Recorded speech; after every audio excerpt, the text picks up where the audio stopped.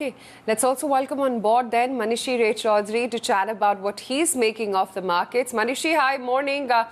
It's been really a one-way move up for markets, not just back home in India, but globally as well. But do you sense of late that the signs of fatigue or at least some consolidation could be on the cards, considering how swift the rally has been from the March lows up until now?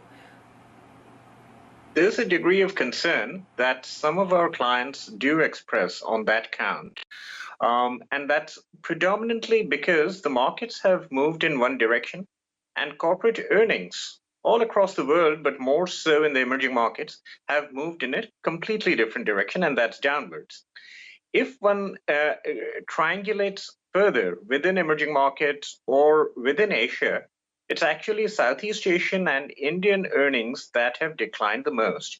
And I think this is a cause for worry, because if we have corporate earnings estimates moving down and the market moving up, the obvious conclusion is that the market is looking much more expensive than it used to. I think the second concern that many investors have today is about a so-called second wave or a third wave of COVID infections, which could drive some of these emerging markets into a second lockdown phase. And I think that is something many governments are trying to avoid at this point of time, but that remains a lingering concern at the back of the minds of most investors. So I think these are the things that we have to take into account. But at the same time, there are two things that are clearly green shoots at this point of time. Number one, the economic variables have reacted positively. We have seen the employment numbers revive in most economies across the world. We are seeing consumer discretionary sales coming back to some extent, particularly in case of autos and white goods.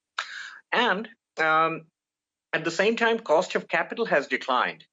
So when we talk about the difference between return on equity and cost of equity, while ROEs have declined across the board, cost of capital, cost of equity has declined even more, because both equity risk premium and the risk-free rates have been cut down by the concerted efforts of global central banks today. So we're in a strange world, in a sense, where the fundamentals have been sort of pushed back. Liquidity is driving most markets, and liquidity is also reducing cost of capital across the board. So while investors are selectively concerned, this kind of situation might continue for somewhat longer.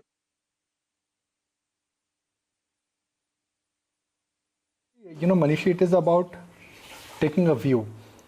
Should one stay in this market which is overextended and is lacking fundamental backing, or should one move on the sidelines? Because one day when the party will stop, that day, everybody is going to be rushing out. So what should one do? I mean, what about an actionable advice? Yes or no? That's the only option you have as an investor. If an investor can afford to stay away from equities entirely, then I think it would be, possibly advisable for him to reduce exposure at this point of time, and maybe implement that through significantly higher cash positions. But the institutional investors that we interact with, most of them are actually required to stay invested in equities, and their ability to have large cash positions in their portfolio is limited.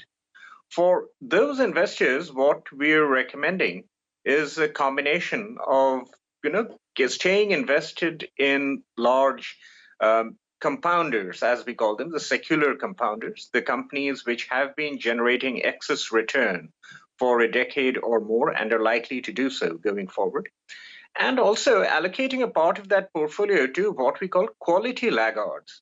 We have seen a very lopsided kind of market movement, both in the United States, in the developed markets, and in the emerging markets, where a very small selection of stocks have actually driven the overall indices.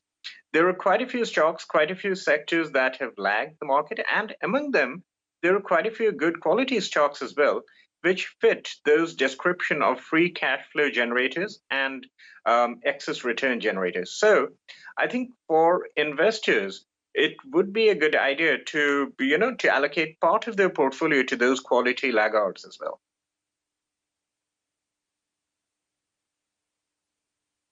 What is your view on Indian financials, private sector financials? They're not lending right now. They're raising a lot of capital. The return ratios will get crunched in the short term. But again, nobody is bothered. One of the reasons is reflected in the kind of numbers that you saw from some of the private sector bank results, despite the fact that we are living in a low growth world.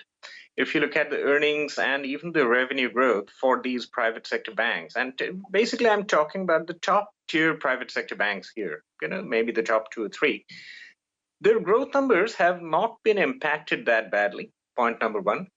Their CET1 ratios, the capital structure remains healthy. Even their bad assets have not really expanded to the extent that the market would have apprehended 1 or 2 quarters ago.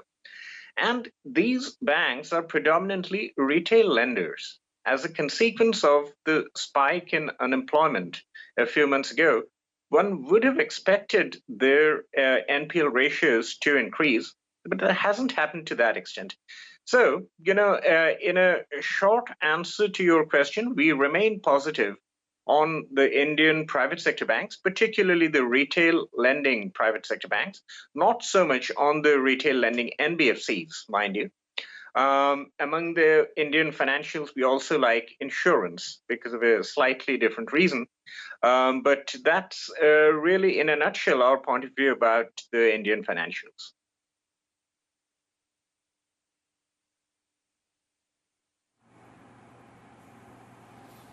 Right. Okay, just want to talk about what the pharmaceutical space as well is up to right now and what's really going on when it comes to that. Many Indian players are in the race for the COVID-backed vaccine. Of course, many of these are unlisted, but you've got a Panacea Biotech, you've got a BE Biological E Limited, you've got Minvax as well, you've got Indian Immunologicals Limited, Serum Institute of India, you've got Zydus and Bharat Biotech as well.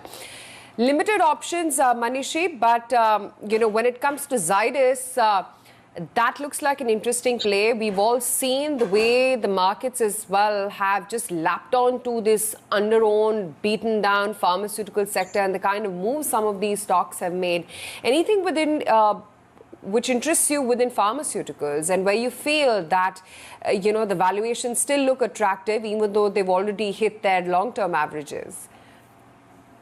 I won't name stocks. In fact, we don't have coverage on many of the stocks that you talked about.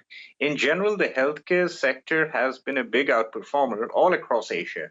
When one looks at China or Southeast Asia or India, there are various different segments of the healthcare universe that have outperformed.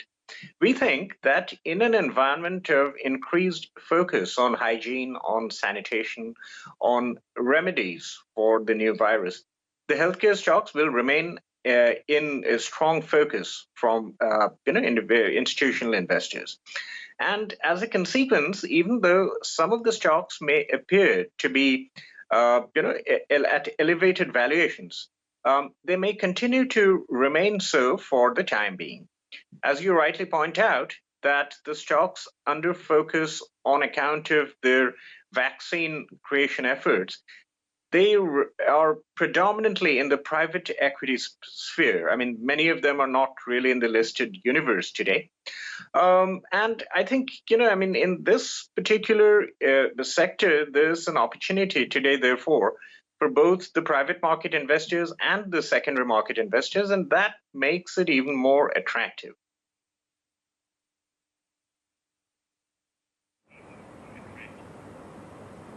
Okay.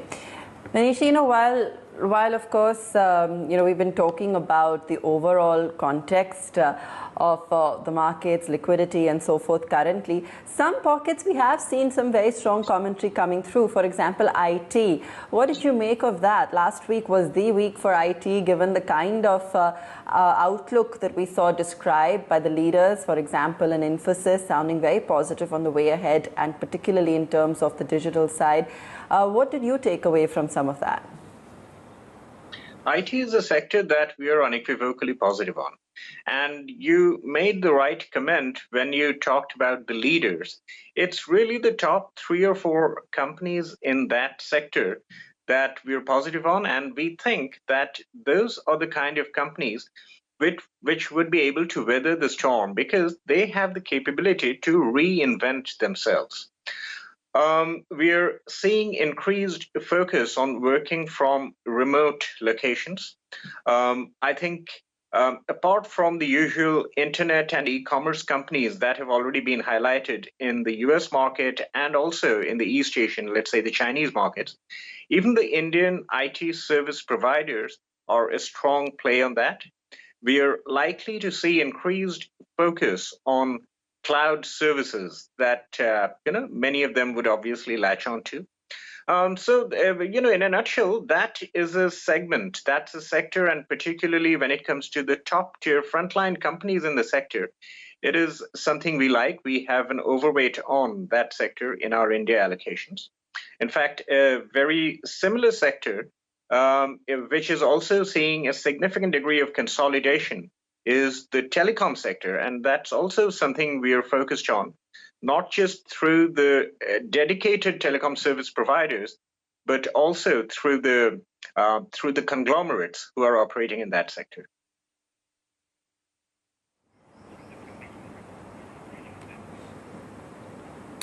Absolutely, and I see that as well in your overall strategy.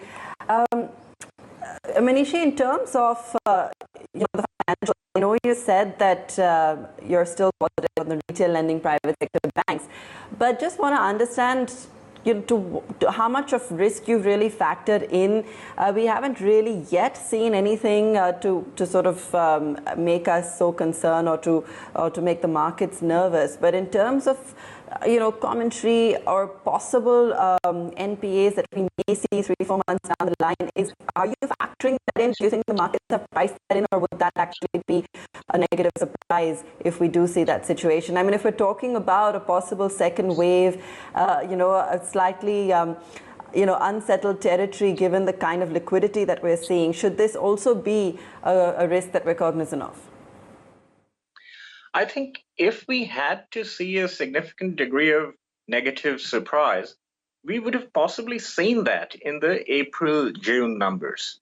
I'm not saying that this still can't happen. I mean, as you rightly point out, we could still see another second wave and therefore a second round of lockdown leading to further loss of employment. But that's really not our base case right now. As far as the top tier frontline large private sector banks go, their client base is really the salaried individuals. And that is unlike the non-banking finance companies. So one needs to actually differentiate between the two. The top tier frontline private sector banks are possibly significantly less at risk because of their client profile compared to the NBFCs. And so that risk differentiation is clearly something we would like to play on.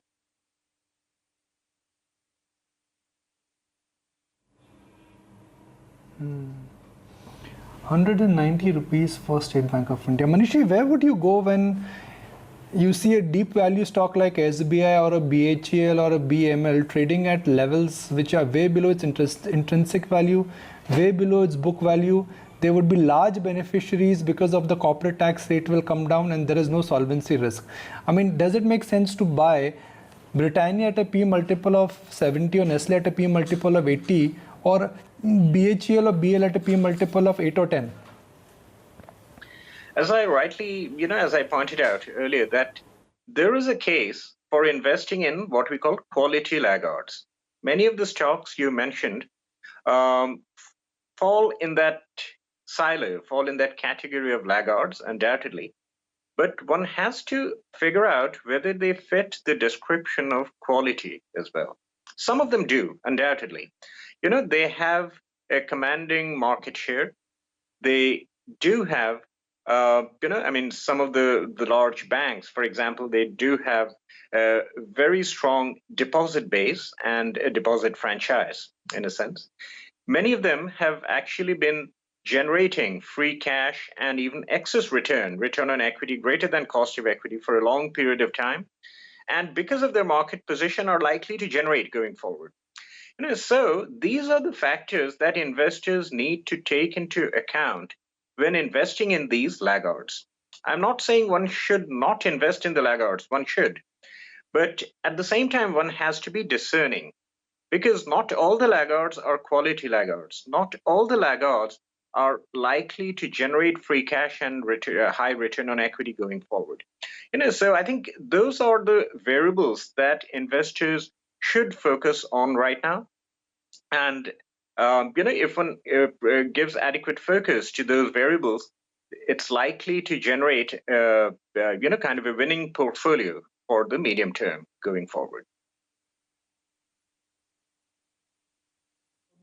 Manishi, apart from Reliance, I'm just pointing Reliance out here as a reference point here.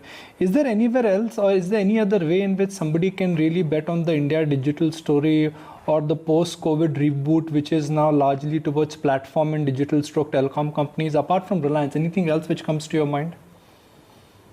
Well, the telecom service providers, maybe the second player in that. It's virtually now become a 3-player market, if not a 2-player market. Those, the second-tier telecom providers, telecom service providers, could be a play. Some of the IT service providers could also be a play on that same theme. But apart from that, if you're trying to compare the winners in the US markets or in the Chinese markets, which are basically providers of internet services, social media services, and and e-commerce services, that space in India is still predominantly unlisted. So that space is of interest to the private equity investor, unfortunately not yet to the secondary market investor.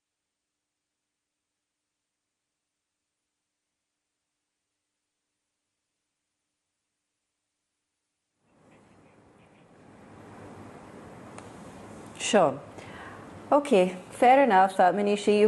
We've covered a lot of the main areas that you're looking at. I noticed that you've also got, select staples, perhaps, select picks in the broader markets as well. Anything else that you'd like to share with us as we wind up today? Well, our India allocation to the Asian model portfolio predominantly consists of three or four sectors. I talked about the Indian private sector banks, the retail lenders, and the insurance companies. I talked about IT and telecommunication. I would also highlight select consumer staples because they are big beneficiaries of this renewed focus on hygiene, sanitation. And I think, at some point of time, one would have to look at the consumer discretionaries also, maybe the auto sector, even though we think that time may not be ripe for that right now. But, in a nutshell, those are possibly the sectors that we're focused on now.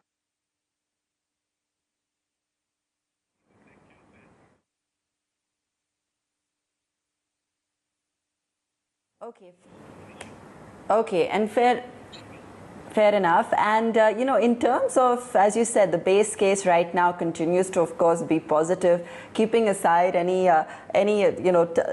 global risk or factor that could unsettle things for the moment. What's the kind of potential return then we're looking at? Is this a 6-month point of view that you're looking at? Are you factoring in a longer term, given that we really don't know what the end of the year is going to look like? In the near term, it's difficult to take a call, because we have a target of 35,000 for the Sensex by the end of this year. we think that the market may continue to move sideways, for a while, because much of the good news in terms of the economic revival and employment revival is possibly factored into the market prices. If one looks at the longer term, maybe over the next 2 to 3 years, I think the returns from the Indian market would be in line with the earnings growth that we're likely to see. It's difficult to argue for a re-rating from the present levels. So it brings us to the questions of long-term earnings growth for the market. If one looks at the nominal GDP growth, it'll possibly be somewhere around, maybe around 9 to 10% if one factors in about 6 to 7% real GDP growth and 3 to 4% inflation. And corporate earnings growth may be slightly higher than that. What we're really talking about is maybe somewhere around 12 to 13% appreciation on an average in the top tier stocks that form the indices. Of course, there will be winners which would outperform the indices, and that's really where the skill of a stock picker comes in.